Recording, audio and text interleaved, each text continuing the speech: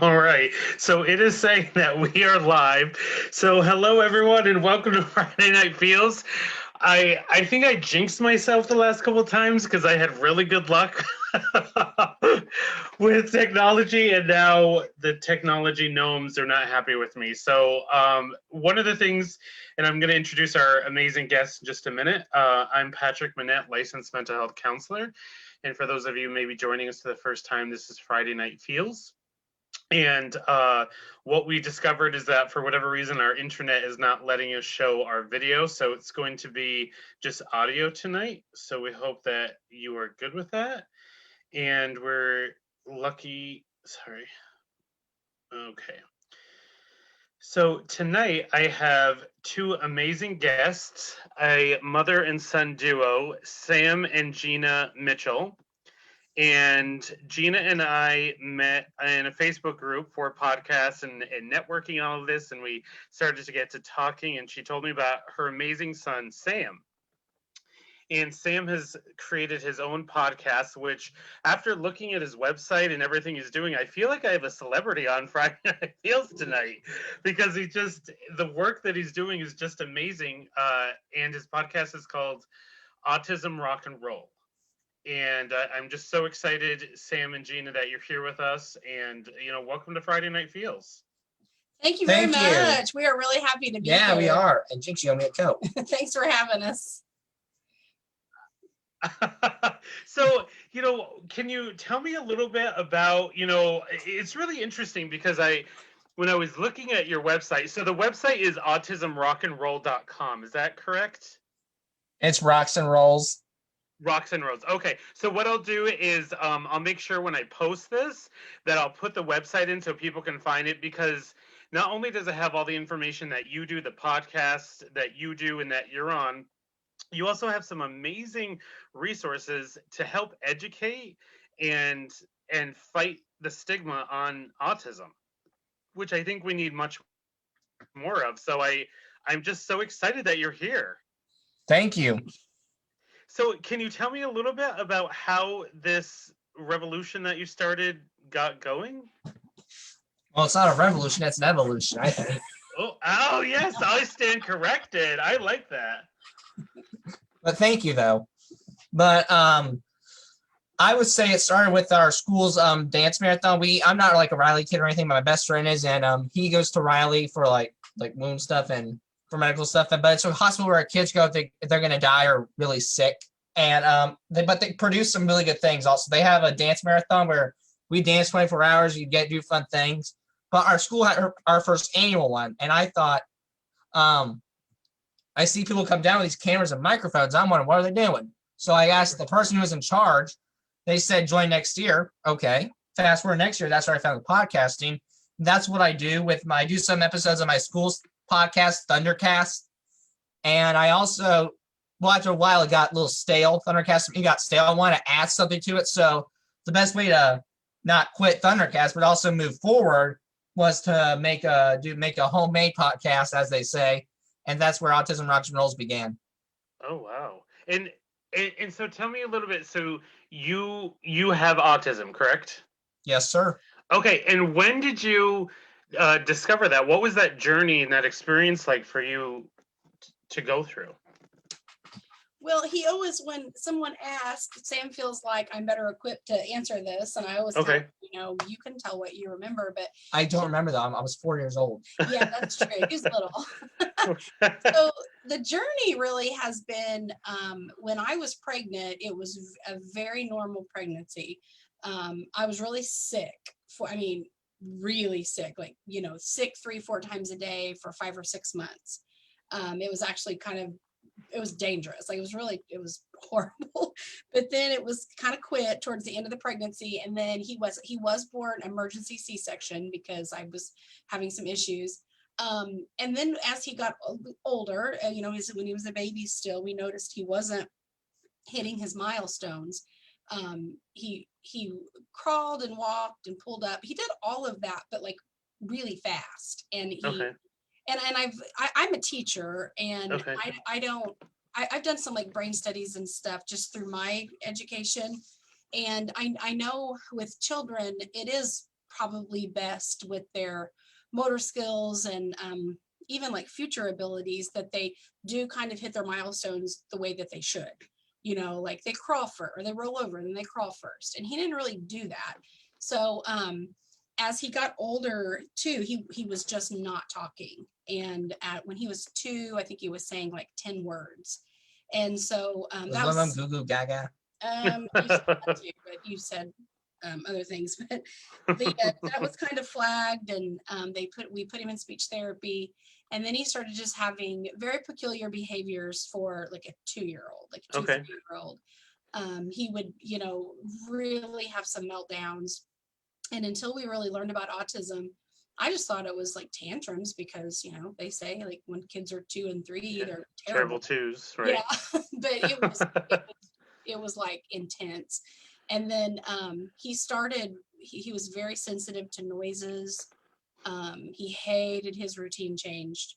And that was some of the biggest meltdowns is even when he was in preschool, I would pick him up and I would be like, hey, we're going to run to Walmart. And he was like, but you didn't tell me that this morning, and we didn't do that yesterday.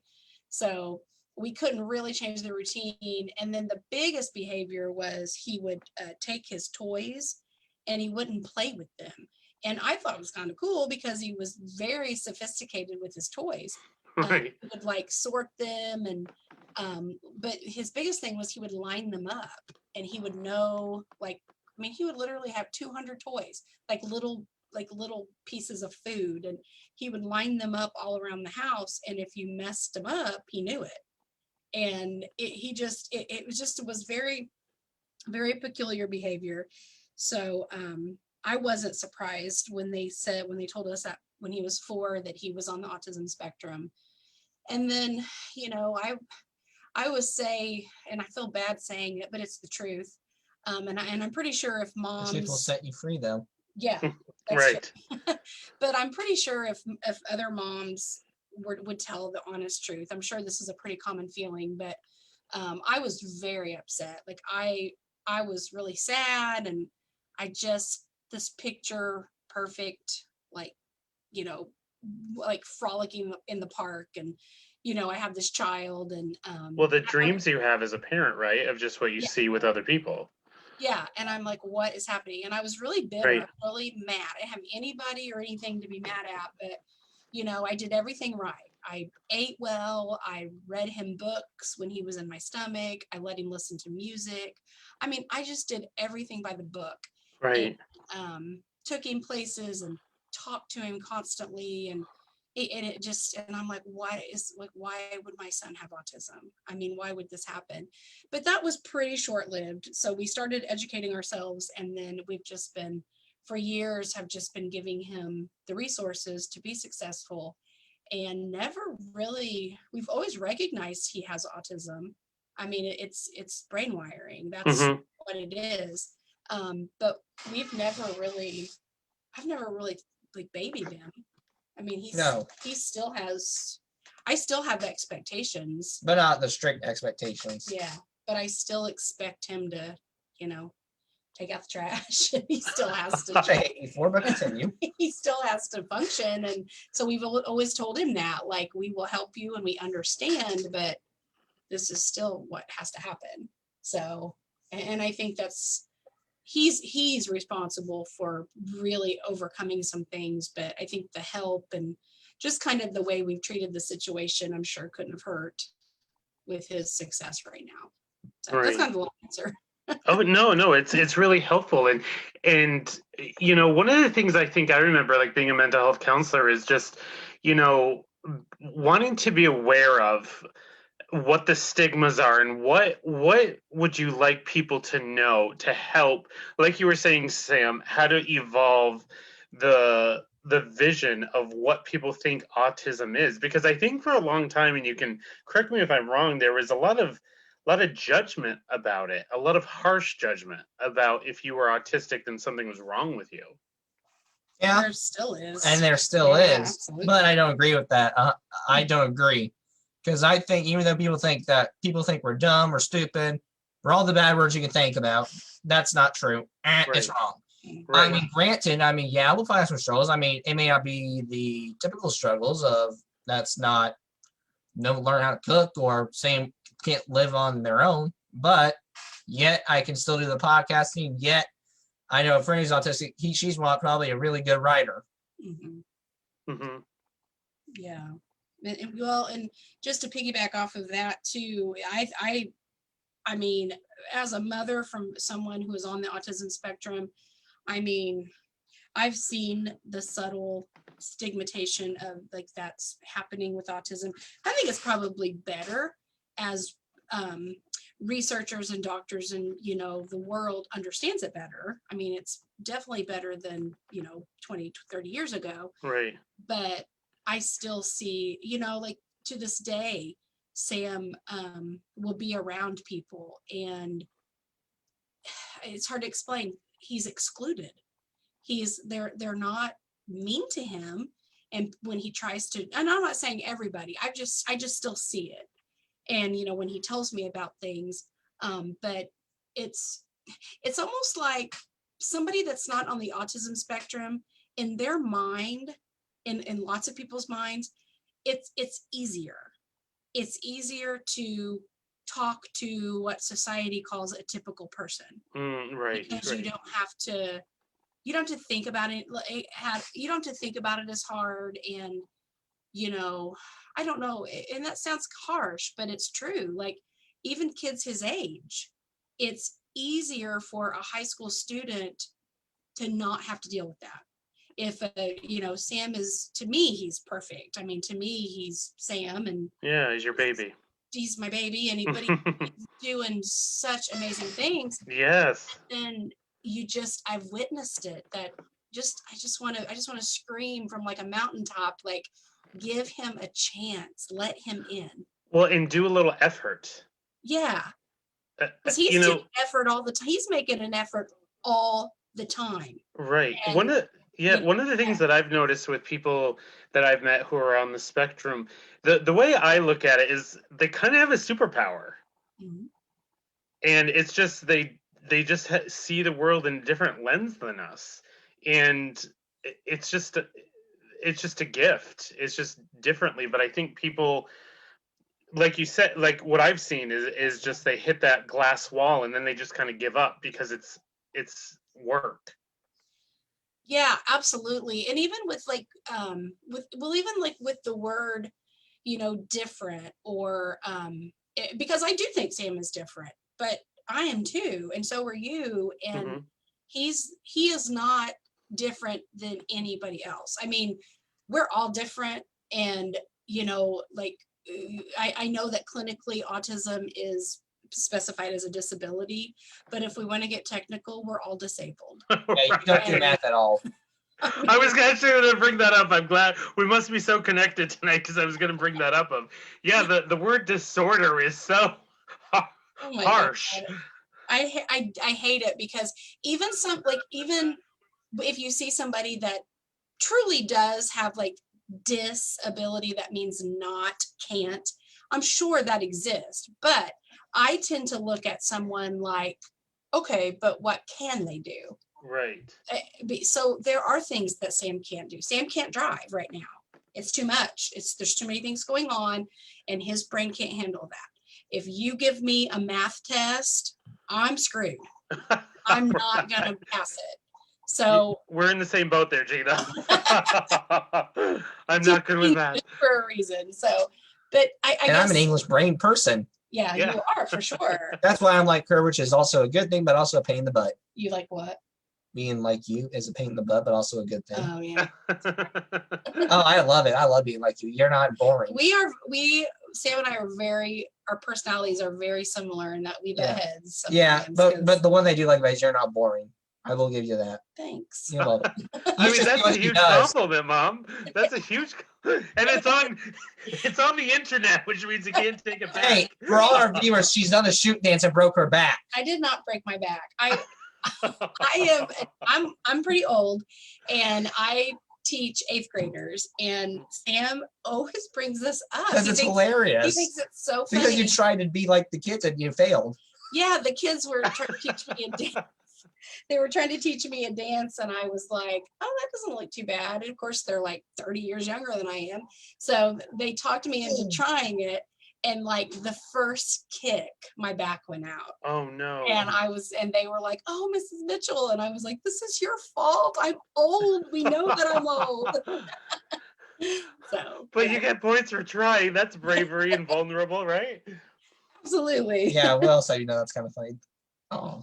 So You tried the floss before. Yeah, I tried the floss and that didn't work. It didn't work. You are adventurous. I'm sorry. You are adventurous. Yeah. I like to try. I like to stay young. Like I'm not, but the kids keep me young. Oh, and she embarrasses me 24/7 in public. Oh, what does she do, Sam? Tell me about Dance. it. Oh, I love it. I doesn't bother me. I love it. Sometimes I'll dance with her. Yeah, we got crazy, don't we? Yeah. What about singing? Any singing? Because I like to bring out in music. I like to break out in musical numbers. No, but Mom, why don't you sing something for us? I'm really bad about it. I don't think. Let's see. Let's hear you sing Thunderstruck. No, I'm not doing it. It's Friday night. It's filter-free Friday.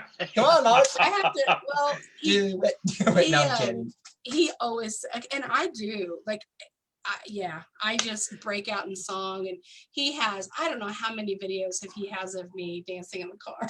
Oh, so it just sounds like there's a lot of, even though you face a lot of adversity and struggles, there are just, so much joy. Like when I was, I listened to some of your podcast, Sam, and one of the things that I noticed was like, you just have the most gentle voice and energy, and I just was like so drawn in, and it was just like it was so loving and happy.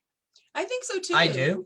Yeah. No, I'm surprised. I mean, I'm not like I'm not like that. I know that. I mean, if I'll do like a rock song or something like that. Well, but no, I think that when he started this, I thought, when he got into the media club, and I listened to a couple of his episodes of Thundercast from his school podcast. That's kind of where it started. But I was like, his voice is like fit for this. Mm-hmm. Yeah, you're very gentle. He does, yeah. Yeah, I'm soft. SAWF or teddy bear too. But hey, the world needs it. We need more teddy bears. Well, I always joke around. There's like two sides me, or it's a wrestler thing. It's the Fiend. That's one of my favorites. It's hurt and heal. The heal part is, yes, I do like to help people. Yes, I'm a gentle voice. But yes, I do hurt. I don't mean like physical hurt. I'm not gonna like cut her up or anything with a knife or anything. Oh geez, no, I feel awful. I'm thinking I puked. So can you tell me a little bit more about your experiences in the podcast? Like you've had a lot of great people on your show. You've been on a lot of shows. Like what are some experiences that you've had since you've done your own show? Definitely experiences I've had is I've been on newspapers, TV. My mom's going Ellen. Yeah, I'm gonna go. Oh wow. Well, we want to. That's a you thing. I want Nick Foley on my show personally. That's my thing. Well, what else have you done as far as like with your publicity and stuff? Newspapers, magazines, magazines, sponsors. Yeah, yes. Tell me about that. That's been the big. Yeah, we'll give a shout out to them. We like to thank Wellspring Pain Solutions in Bloomfield, where they help you with your nerves. Bloomington. I thought it was Bloomfield. No, Bloomington. I'll be darned. Perfection Auto Glass, CPA Tax Service, Fowler's Pumpkin Patch at Fowler's Farm or Wedding Barn or whatever the heck it's called these days, and Salon 45. There's one more I'm forgetting. Greene County General Hospital. Commercial service. I understand that. Okay. Wow, you were like getting the support of your community. Yeah, that was a game changer. That has made me really have a second full-time job. Oh, I bet, because you're managing this all, right? I manage all of it, and like I said, he makes the decisions and it's his, but if he doesn't have help, it would be too much for anybody. Yeah. That would be, especially working full-time or going to school full-time. Yeah, I'd be coming home with a lot of red. I'd be coming home with purple on my head. Well, or red, Yeah. like stressed, not like exploding mad, but like You would Stressed. just be stressed out. yeah, like red would be on my face, like Right. like not like that. But, Right. but the sponsors changed it. The sponsors changed the whole ballgame, Right. which has been cool. That's amazing. So if you know, what would you like people to know about autism, or what are some of your experiences of what you would like people to know of how to deepen and expand their understanding of autism, and what they could do to, like you said, to help with the evolution of it and to fight the stigma. Okay. Talk to us really, and just talk to us like everyone else. That's the best thing you can do, Okay. really. Yeah. And what else? Well, just what do you want people that are listening right now, or when he posts it later? What do you want them to know about autism? That we are not done. Yes, I don't drive. Yes, I probably don't I don't want to take out the trash, yet I still do. I don't either. Well, yeah, that's one human thing. Yes, I probably don't do laundry the best. Yes, I don't fold my clothes the best. But yet I still do podcasts pretty darn well. Hmm. Yes, but same myself, I'm starting to learn to grill. I can probably learn how to grill. Yeah, that's kind of the big thing too, is there would be so much frustration when he was, like an adolescent, and then he was like a teenager. Things were just hard for him. But he was very good at a lot of things, but Right. there were a lot of struggles. But now he's coming into himself, and he's exploring, different things, and he wants to. He wants, Right. like my husband was grilling the other night, and Sam was like, I want to do this. Ooh. So, Yeah, I did like cooking is a little harder. Like in the kitchen, I get overwhelmed easily. mhm. Okay. But I thought maybe if cooking's not working, let's just try grilling. What's the worst that can happen is it's like cooking. Right. Right. But it wasn't as bad as I thought. Mhm. Oh, nice. What are some things, I'm just wondering, because I have a lot of educators who listen too. What are some things in the school system, that you've gone through, or maybe in like higher ed, that you think they need to know or that they don't understand? Let us use our resources and please give us a chance. Yeah, I bet. I love that he uses his resources, because as a teacher myself, I teach middle school. I've seen so many kids on the spectrum or that have challenges, and they're so embarrassed. They're so embarrassed at the middle school, high school level, to have a test read or to have extended time or to get Right. extra help. And I always try to say, like I always tell the kids that feel like that. I always look at them and say, do you think that I get through life without help? I mean, Hmm. do you think that, and I've had kids come in for extra help, and they say, I feel dumb. I don't want to be in here. I'm dumb. And then I say, I have a math disability. Do you think that I'm dumb? And they look at me like, no, you're my teacher. Like, I said, but it's the same thing. Right. And Right. so that's I'm glad that Sam said that. Yes. We've always encouraged him, like, go to the resource room 6 times a day if you need to. Yes. Don't be ashamed of it. And he's not. So Do you see any resistance or any issues with teachers or classmates when he does that? Ooh. with him using his resources. Yes. Not that I noticed, but they're idiots. Well, That's the nicest way I'm going to put it. well, I mean, I'm sorry. I know it comes across blunt, but it's true. Hey, it's filter-free Friday, Sam. Like you can pretty much yeah, ride it, buddy. as far as his, yeah, I mean, he's right. And it's against the law. It's against the law. Yeah. I will say, we won't say the school name or anything. Right. But the school that he goes to, I teach there, and And I think they're phenomenal with this label. they are phenomenal. That's the reason why I go there. I mean, I don't think they make smart decisions sometimes, I'll be honest. Well, schools don't sometimes. Yeah. But I can look back like, I feel good with this school. I think this school will be good for anyone on the spectrum, wheelchair, physical, mental, emotional. I think this school's good. They've got a superb special education team, and it's that's wonderful. It's a very small school, but I mean, I'm a little biased because it's my job and I've Right. taught for 15 years. But even had I not, I mean, I would have put Sam through there because they're phenomenal. Oh, that's excellent. I'm so glad to hear that. Yeah. Because, sometimes it's when you have, I'm going to use the word different, like in just general, like if anyone's classified as different, sometimes that just opens that door for ridicule, which just makes everything so much harder Well, unnecessarily. absolutely, the kids have, I mean, I have seen that over the years, but when you classify kids versus adults, I mean, I love kids. I teach them every day, and Right. they're phenomenal. They're so incredibly intelligent. But on the flip side of that, it's a different mentality. It's a different perspective. And I just think about families that have special needs children who Right. don't know the laws. They don't Right. understand IEPs. And I do. And so I've always felt fortunate. Like Sam would come home and say, hey, this happened. And I would be like, well, I'm going to call them tomorrow because I know, like I sit in conferences. And so I feel like we kind of had that on our side. Yeah. I was like Mama Bear. Yeah. And that's another reason why I do the podcast. We can get into that. Yeah. Yeah. Go ahead. Well, some of the stuff, I've had Mama Bear's Canada come out several times, let's put it that way. Yep. And that's another reason I do podcasts, because it's therapeutic. Mhm. Because some of the stuff I've never told her, and it's not for the bad. It's not because I'm scared to tell her. It's protecting her from herself. That's the nicest way to put it. And I don't want So she doesn't get stressed out and Mama Bear comes out. Was that what you mean? Plus, I'm just trying to protect her. Right. Really. Yeah, I get that. So yeah. So some of the stuff I've said on there, that's how I felt, and I never told her I felt, and because I was just trying to protect her. Sometimes it's for 16 years, especially his earlier ones. I've listened, and I mean, he'll be done, and he's always let me listen to him before he publishes them, and I'll look at him and be like, you really thought that? That really happened? And I mean, I think he told me most things, but I mean, boys don't tell their moms everything. Right.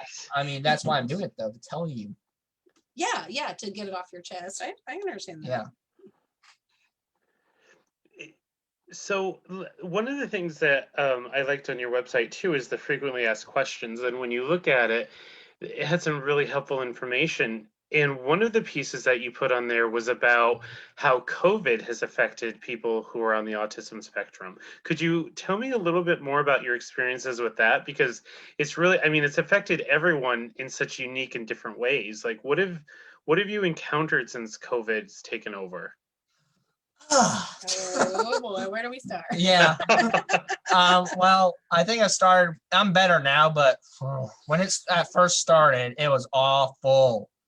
I told my mom basically, okay, I have really bad anticipatory anxiety, and the problem is with me, it's kind of simple. Like, are we gonna eat ice cream today? It's not the yes or no, it's knowing. I mean, it's not something like silly as that, or something simple as that. But when you say, Mom, when's this gonna end? And you would have told me, if she would have told me this would end by this, it would have ended by Christmas of 2024.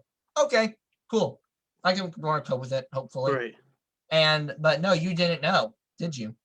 No, I mean, that's the biggest. There's no gray area for most people that are on the spectrum. They're black and white. Right. And when COVID hit, it was like, okay, like we'll get through this, and then it kept going on. And finally, he said, somebody's gonna have to tell me when this is gonna be over. And it was hard to explain. Yeah, somebody needs to tell me that too. Yes. I'm really frustrated. And that was the hardest thing, is not knowing, and still not knowing.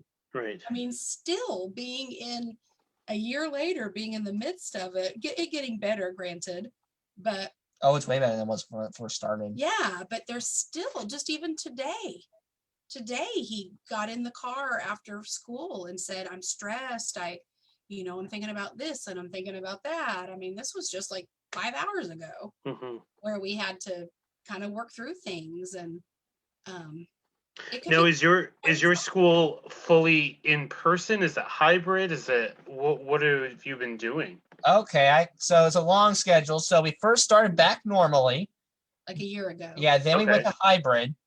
Then we went to full virtual learning till, what would you say, till about now, actually, I think. No, I'm sorry, till about February. We went back to hybrid. Now we're back in full person.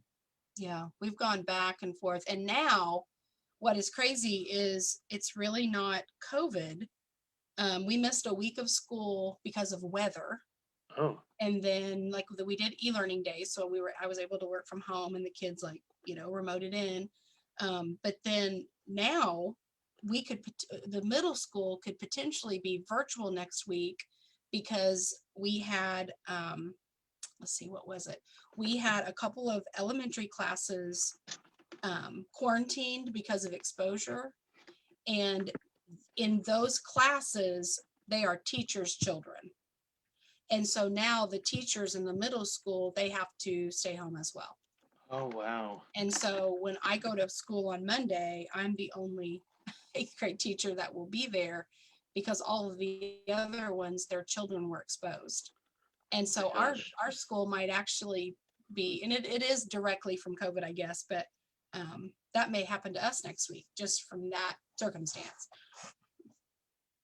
So it's like a matter of subs. And so how do you handle that in your family with that? Because one of the things that you were saying is that change is so difficult. How have you managed to ride those waves in the last year? Because that sounds really difficult. I don't. Okay. Hey. We get to talk about it every day. If that's what helps, so be it. Yeah. So serious. What do you do? What happens? Like, how do you handle it? Lots of talks. Lots of talks. Like, and lots of dancing, maybe? Oh, I've done that. But sometimes that doesn't. Dance out the frustrations? You should be dancing. Yeah. Well, no, I'm kidding. I just watched a sequel meme with my little cousin, so that's why I have that. Yeah, that's what I was gonna say. Is it's just I don't know how to explain it. Exhausting. Well, but it's exhausting. But on the flip side of that, from a parent standpoint, I just think kids are exhausting. Yeah. So if you talk to any mom, I'm sure our dad or an aunt who's raising a family, whoever, if you, nobody is going to say, oh, when I raised my child, they're 19 now. It was perfect. Right. I was never stressed. You're not. Nice try, buddy. Better luck next time. They're all stressful. And so I feel like every family has something right to deal with. So, but yeah, and some, like there for a while, especially when he had some tough years, it would be the same conversation every day, but we would be able to talk about it for a little while and then he could kind of move on. And if that's what happens, then that's what has to happen. So, and this might be a random question, but did it, even though it was difficult, when you finally had that diagnosis and you had to go kind of through that grieving process, I would imagine, or the acceptance process, did that make some of the situations easier or more difficult for you? Well, at first it was really difficult, but it was almost like a relief because I pretty much knew that he had autism because I had some students that were on the spectrum in my class. So kind of knew. I wasn't really trained in that area, but I knew some of the behaviors. So when I remember the behavioral psychologist, she looked at us from across the table and she was like, I don't want to freak you out when I say this, but he's probably autistic. And my husband and I were like, yeah, we know that. That's, but then it kind of like sinks in and but it did make it easier to find resources and to be cool. To be well, and when he was 6, he was struggling between the ages of like 5, 6, 7, no, 8. Not 5. It was more like 6 to 8. 6 to 8-ish. 6 10-ish. I'll be honest, I was an a-hole. I mean, that's the nicest way to put it. Well, you kind of were, but hey, we're keeping it real. But at the same time, it was so much of things he couldn't help. It was, and we had to kind of navigate through that, but I couldn't really take him anywhere because I had no idea like what was going to set him off. But so that was kind of harder. But finally, when things were pretty bad with him, we told him, I read him a book. And it was called, when he was 6, it was called Sam Has Asperger's, had like his name in it. Oh my God, I love that. That's perfect. So we read it, and at the end, he was like, I have this, don't I? And I said, oh, wow. Yes, you yeah, well, do. because I knew it, A. B, I kind of could tell where you were going. That's one of the talents with autistic people. They're very observant and they can tell something that might happen before someone else does. Right. Did you find that helpful, Sam, to read that book with your mom? Oh yeah. It was Okay. still helpful. I'm glad we did it, but I'm just saying I can tell some before it happens. Like, all right, this is gonna happen already. Just then you could, but you like I can see it's like fast. Like she probably like, oh, that happened. I'd be like, I knew it was gonna happen. Yeah. Right. But So kind of like a book, sixth sense. yeah. Yep. The book too, I just remember him telling me, I'm so glad I know this now, because it would have to be confusing to a little kid that is just having a complete meltdown because of how they're feeling, and they can't communicate it to you, and they have no idea like why it's happening. So to put a name to it seemed very helpful to us, for all of us. So That's amazing. And I love the name. That's because of rock music. I love rock music so much. Oh, your podcast? Yeah. I mean, the sound of rock and metal is just so cool, and just it was like it was written in the stars. I'm sorry.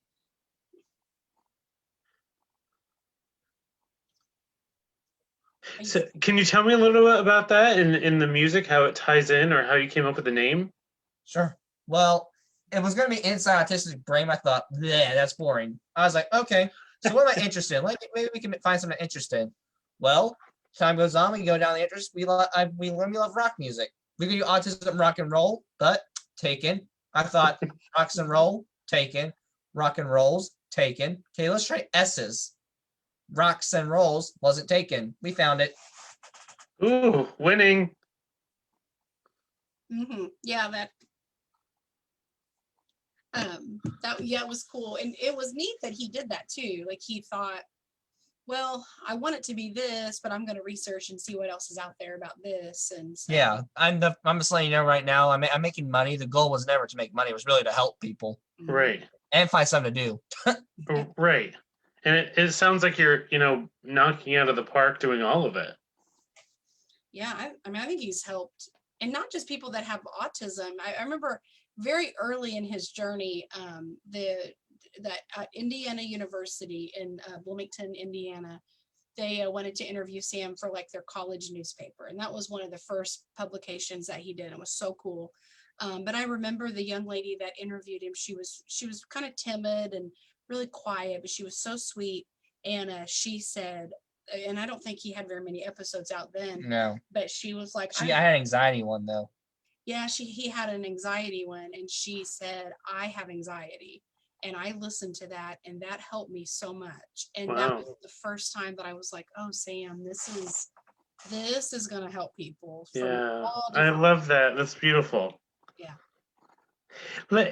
One thing, if you don't mind me asking, is that I wanted to go back to that you shared of when you were going through this of the, getting the diagnosis, is one thing that I've heard from parents is sometimes huge resistance to even getting testing because they're so afraid that quote unquote diagnosis is going to ruin their child's life.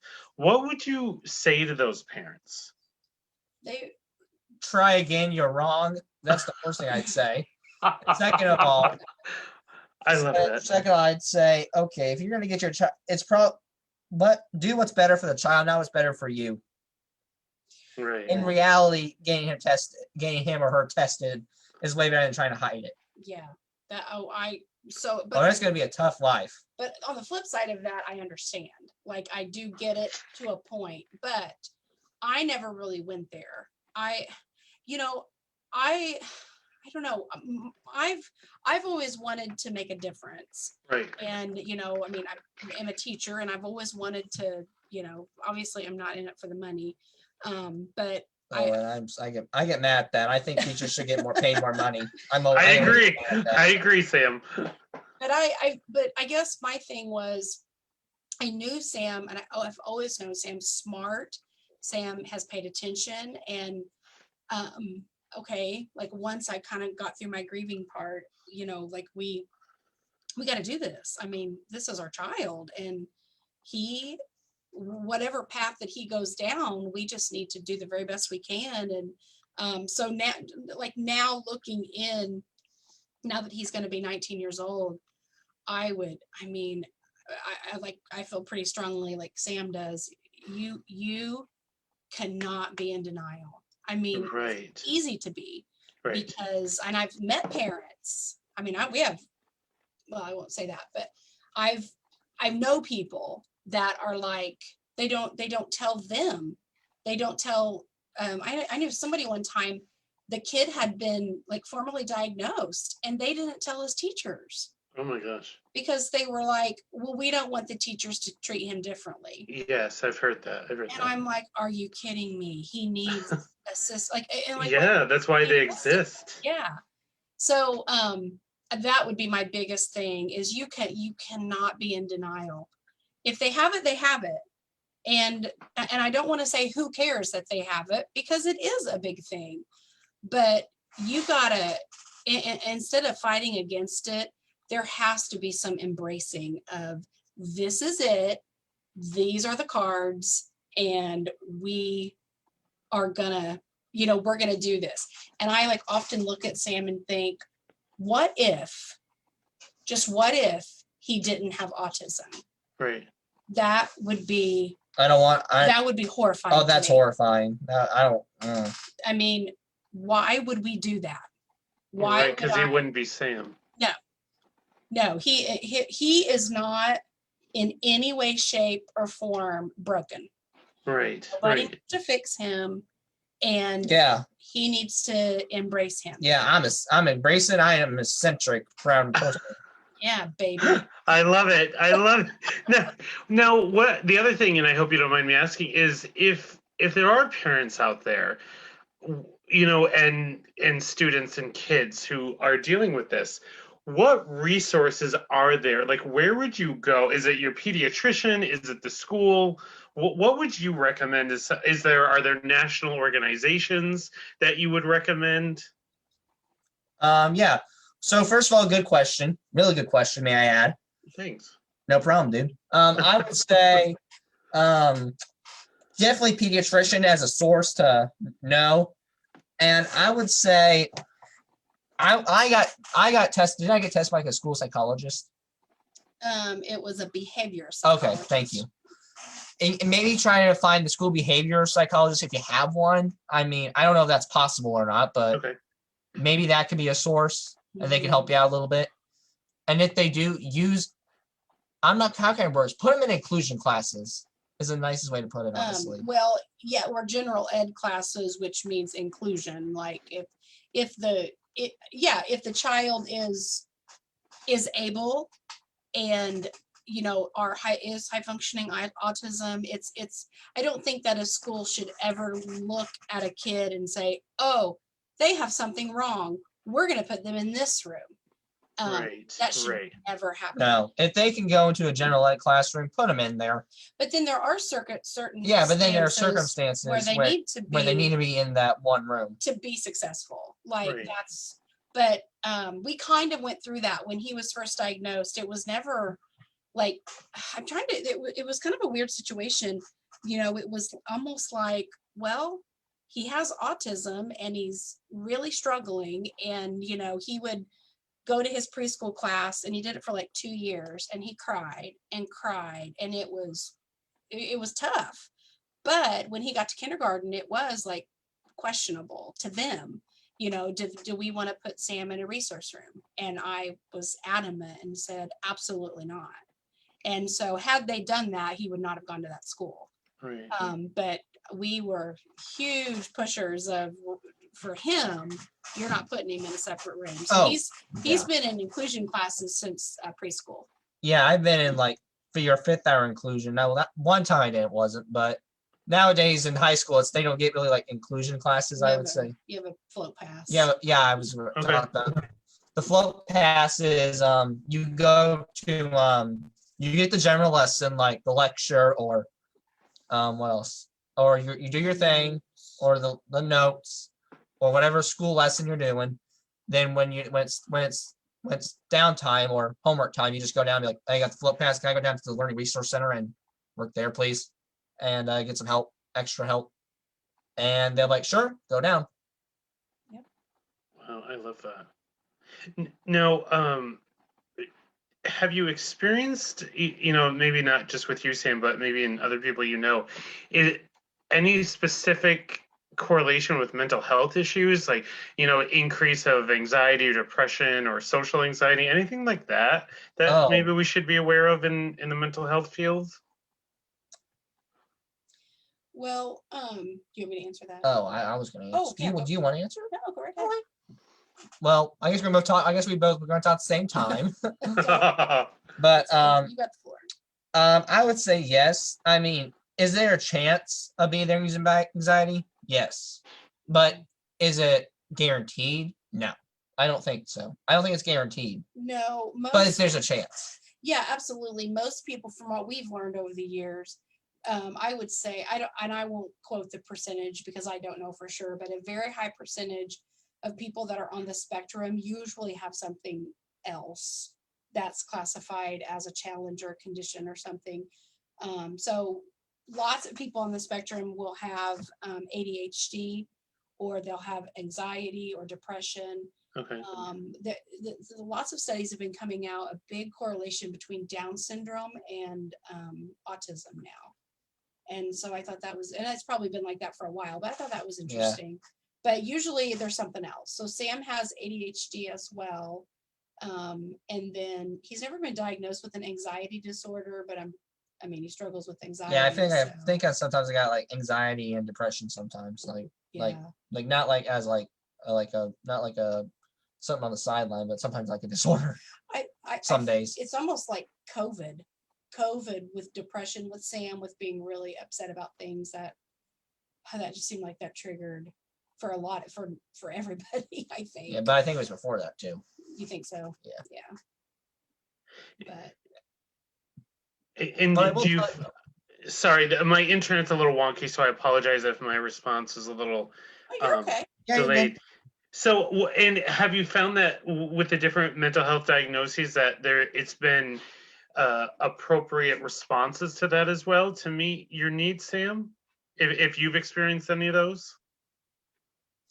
Well, he means, do you feel like the services and everything that you've gotten, do you feel like that like helped you with everything that you've experienced? Oh yeah, sure. I know what you mean now. Yes, I think 100%. I think back then I would tell you no because I wanted to be social, but now I would say yes. Okay. Because I'm trying to fit all the three in. But I will say this, and this is a fun fact about me. Another resource that helped that we didn't mention is Taekwondo. Honestly, that's a big resource. I'm a black belt in Taekwondo. No way. Yes, sir. That's amazing. He's almost a second degree, but took a break. So I don't think I'm going back. It's just after you do it for 5 years, it's time to do something else. Well, I mean, like take over the podcast world, and I mean, I look forward, and I hope we stay connected because, like, I just want to be like support and be part of your journey because this is just amazing. We will. Yeah, absolutely. Yeah, the black belt, the karate, it was really, he was 10 and I didn't focus well. Let's put it, that's the nicest way to put it. Well, he wasn't focusing, but he also was being like pretty disrespectful sometimes and a little bit like aggressive. Like he would just kind of like throw things around. And so we were like, we're gonna have to like, because he really wasn't involved in anything, because he was never really competitive at anything. And so we got him started with karate, and oh my gosh, with that the instructor is amazing. Actually, what number? They fell in love with me. What number was it? I mean, of course. 129. So if you go back to his podcast at any point and you listen to 129, okay, he had his karate instructors on there. Or season 1, episode 29. Yeah, and they're incredible people, but I loved them because they knew that Sam had autism and they understood, but it's almost like, but when he's on this mat, he's going to follow all rules. Wow, yeah. And so they were so wonderful with a balance of, we're going to be patient, but I remember one time I always had to help him tie his belt. until like later. Yeah, until like into late. it. So I And- finally understood it. And so finally, I would always help him, but then he was out on the mat one day, And it was falling loose. and it was completely out of control. Like it was loose and it was falling, and he was really struggling, and it was hard to watch him. Right. And I wanted to like go out there and rescue him. And I looked at his it was like the chief master, like the person in charge, and I said, sir, can I go out and help him with his belt? And he went, no, ma'am. And I just thought, but I need to. Oh yeah, I was gonna say Mama Bear's gonna come out. Nope, he said because he made him get off the mat to the side until he figured it out. And it took like 3 minutes, and he figured it out and was back on the mat. Wow, that must have been hard for you. I Like was you wrong know, way, but at least I got it on there to stay on there. Yeah, it was Yeah. hard. It was. I'm just like, oh my gosh, it was that pretty hard. that's got to be hard as a parent. You know, like there's like that Mama Bear. You know, how do you find that balance? Like there are things that you have to do, but then also they need to develop the skills and learn how to be independent. That's going to be a really difficult balance. Yeah, it still is to this day, especially since he turned 18. We don't have guardianship over him or anything. We No, I'm chose kidding. watch it or I will. No, just kidding. We decided not to, just because we didn't want. I mean, we wanted him to go in the direction of, like being an adult. So, but to this day, like I still have to back off when to let him learn things on his own. So Right. Yeah, I mean, you're not best cooking, but yet you guys both did really well backing off with the grill. Yeah. You let We me try- do that. I appreciate we that. try to. There just sounds like so much love and joy in this family. Like it's just been an absolute honor to have you on Friday Night Feels tonight. Of course. But I'm just gonna tell you, I want to be in the house if there's an argument.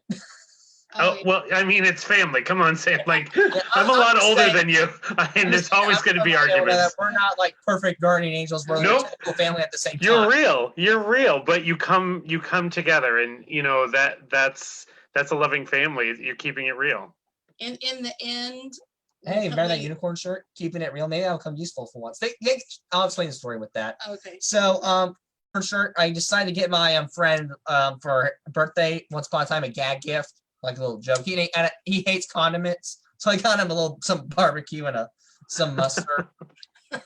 That's And awesome. As payback, he decided to get me a shirt that looked like A unicorn shirt. a unicorn shirt that I wasn't going to wear at all because It was a girly. it was a girly, a shirt that a girl would wear, Right. with a bra on. Okay. That's the story behind. You know, you're probably all gonna all of a sudden get unicorn stuff, right? From from New York.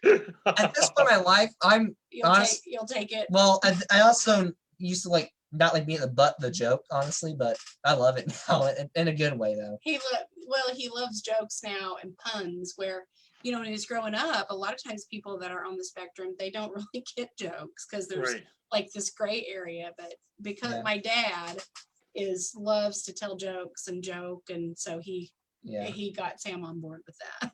Oh, I love Oh, and I it. share puns with him every day. Now it's kind of an obsession.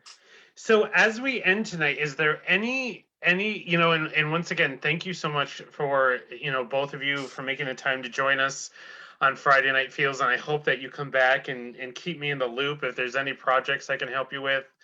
Definitely let me know. But is there anything else, like one piece of advice that you would like to leave with us tonight? Be nice Or and don't be request. stupid. What'd you say? Be nice and don't be stupid. Yeah, that's so Be true. nice and don't be stupid. All right, I can go with that. The don't be stupid part's kind of hard for me. I'll admit it, but Oh, I highly doubt that. That would be. I mean, really, he says that a lot, and at first I was like, "Gosh, Sam, that sounds really rude." But then, if you think about it, if the whole world would just do those, like, be nice Yeah. and don't be stupid. If they did those two things, so many problems would be solved in this world. Yeah, just have a little compassion. Absolutely. I will say our website, because that is really, like you had said, is really where everything is. There is even a link now for a sponsorship website I'm not that far in life yet. with paperwork and a form to fill out if anybody wants to sponsor Sam. And by ad space. So everything is there. So autismrocksandrolls.com is like the place to look. Okay, great. And what I'll do is when I post this, I'll put the website so people can see it and then be able to support you in your journey of evolving the world. Thank you very Thank much. you. All right. Thank you so much for coming, folks. I hope you have a great weekend. You too. Take All care. right. Take Stay care. safe. Bye-bye. You too. Bye-bye.